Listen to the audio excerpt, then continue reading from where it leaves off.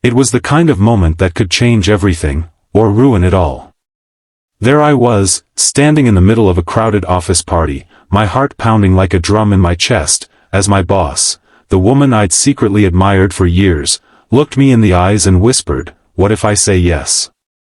The room seemed to freeze, and in that split second, I realized my joke might have just sparked the greatest adventure of my life. But as the cheers erupted around us, a shadow of doubt crept in. Was this real, or was I about to crash and burn? Cliffhanger, and just as I leaned in to respond, the lights flickered, and a voice from the back of the room shouted something that made her face go pale, something that threatened to shatter everything before it even began. Let me take you back to where it all started, because stories like this don't just happen overnight. My name is Alex Thompson, and I'm your average guy in his early 30s, working as a marketing coordinator at a mid-sized tech firm in Seattle. Life had been a grind for me, waking up at dawn, commuting through the relentless rain, churning out reports and campaigns that felt like they blended into one endless blur. But there was one bright spot in that gray routine: Sarah Ellis, my boss. Sarah wasn't just any boss. She was the kind of leader who inspired you to push harder, not out of fear, but because you believed in what she was building. At 35, she had climbed the ranks with a mix of sharp intellect and genuine kindness. Her dark hair always fell in effortless waves, her green eyes sparkled with determination, and her laugh, oh, that laugh could light up the dimmest conference room. But she was off limits, right?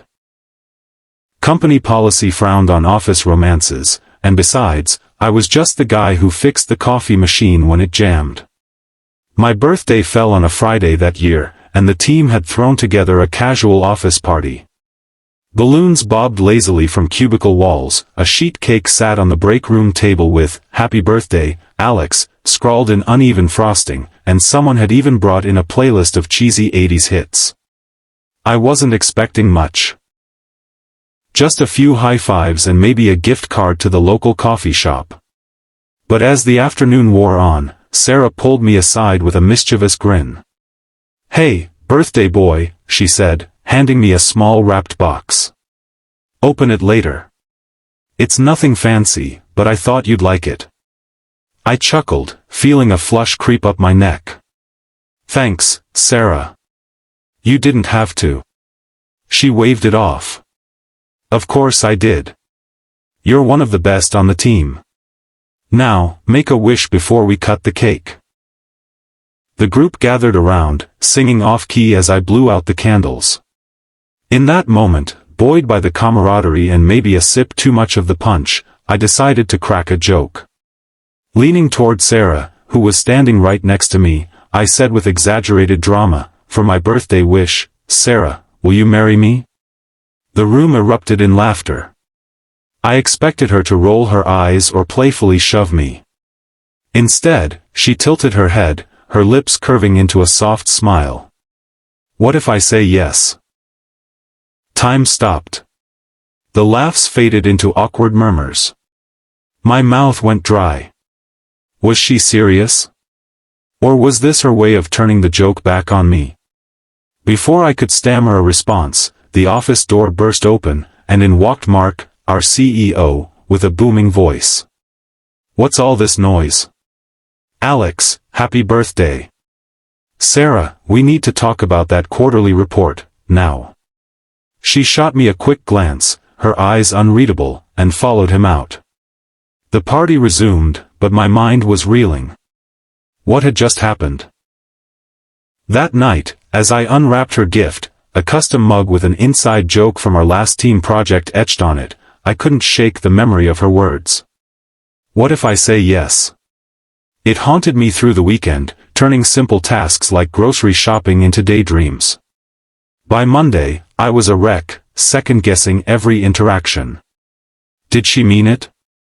Or was I reading too much into a playful retort? Work that week was tense. Sarah acted normal, professional emails, quick nods in the hallway. But there was an undercurrent, a spark in her glances that hadn't been there before. I buried myself in a new campaign for a client launch, hoping the distraction would help. But fate, or maybe just bad luck, had other plans. During a team meeting on Wednesday, Sarah assigned me to lead a presentation. "Alex, you've got the vision for this. Nail it, and it'll be a game changer." Her praise felt personal, loaded. After the meeting, as everyone filed out, she lingered. "About Friday," she started, her voice low. My heart raced. "Yeah." But before she could continue, her phone buzzed. "Emergency client call. Rain check?" I nodded, deflated. That rain check stretched into days. We crossed paths in the kitchen, exchanged small talk about the weather or weekend plans, but the unspoken hung between us like a fog. It wasn't until the following Friday that things escalated. The office was emptying out for happy hour, and I was packing up when Sarah appeared at my desk. "Alex, got a minute?" "Sure," I said, trying to sound casual. She perched on the edge of my desk, her expression serious. "That joke on your birthday, it wasn't just a joke, was it?" I swallowed hard. "Maybe not entirely." She nodded slowly. "I've been thinking about it. A lot. But there are complications. I'm your boss, for one. And, there's more." "More?" I pressed, sensing the weight in her words. She glanced around, ensuring we were alone. "My ex-husband. We divorced 2 years ago, but he's still in the picture, shared custody of our daughter, Mia. She's 8, and she's my world. Any relationship would have to navigate that." I hadn't known about the daughter. Sarah kept her personal life private, a shield in the corporate world. "I understand," I said. "Family comes first." She smiled faintly. "It does. But Alex, you're kind, driven, funny. Qualities I admire. What if we explored this? Slowly?"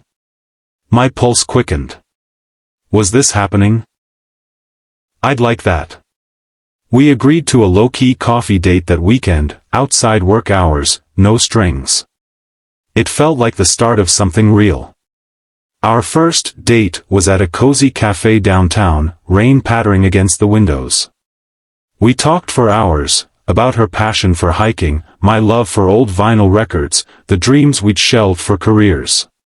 She opened up about her marriage, how it started with promise but crumbled under the strain of long hours and mismatched priorities. "I thought I had it all figured out," she admitted, stirring her latte. "But life has a way of surprising you." I shared my own scars, a broken engagement in my 20s that left me wary of commitment. I joked to keep things light, I confessed. "But with you, it feels different." As we parted ways, she hugged me briefly. "This could be good, Alex. Let's see." Back at work, we were careful, professional during the day, stolen moments after hours. But challenges loomed. Rumors started swirling. A coworker caught us laughing a bit too long in the break room. Then there was Mia. Sarah introduced me as Mom's friend from work during a park outing. The girl was a spitfire, with her mother's eyes and a curiosity that grilled me on everything from dinosaurs to why adults drink coffee. "Mom says you're funny," Mia said, swinging on the monkey bars. "Tell a joke." I obliged with a dad-level pun, earning giggles. But later, Sarah confided her fears. Mia's dad, Tom, is protective. If he finds out. Tom was a lawyer, successful but controlling. Their divorce had been amicable on paper, but tension simmered. One evening, as Sarah and I shared takeout at her place, Mia asleep upstairs, her phone rang. It was Tom. "I hear you're seeing someone from work," he said, voice sharp through the speaker. Sarah's face drained of color. "How did you?" Mia mentioned a funny guy named Alex. "Is this serious?" She glanced at me, apologetic. "It's new, Tom. But yes. The call ended with warnings about custody agreements and not confusing the child. Sarah slumped against the couch. This is harder than I thought. I took her hand. We'll figure it out. Together. But the pressure mounted. At work, a promotion opportunity arose, for me, under Sarah's department. Accepting it could scream favoritism. I debated turning it down, but Sarah insisted. You earned it, Alex. Don't let us hold you back. I took the role, but whispers grew. During a team retreat, a jealous colleague confronted me. Sleeping your way up? Classy. It stung, chipping at my confidence. Sarah faced scrutiny too, anonymous complaints to HR about inappropriate dynamics. We hit a breaking point one night, arguing in her kitchen. This is tearing us apart, she said, tears welling. Maybe we should stop. My chest ached. Is that what you want? No, she whispered. But I can't lose Mia. Or my job. Cliffhanger. Just then, a knock echoed at the door, Tom, unannounced, with a look that screamed confrontation. What he said next could end it all. I opened the door cautiously, Sarah behind me wiping her eyes. Tom stood there, rain-soaked, holding a folder. We need to talk. All of us. He stepped in, eyeing me warily. You're Alex, I presume. I nodded, extending a hand he ignored. We sat in the living room, tension thick as fog. Tom laid out his concerns. Stability for Mia, potential legal snags if things went south. Sarah, you're risking everything for this? It's not this, she retorted. It's real. Tom sighed, surprising us. Look, I don't want to be the villain. But Mia comes first. If you're serious, prove it. He left us with an ultimatum, involve him in major steps, or face custody battles. It was a wake-up call. Sarah and I spent the night talking, rebuilding our foundation.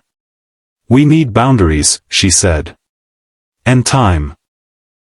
We slowed down, focusing on friendship amid the romance. I bonded with Mia over board games and zoo trips, earning her trust, and Tom's reluctant respect.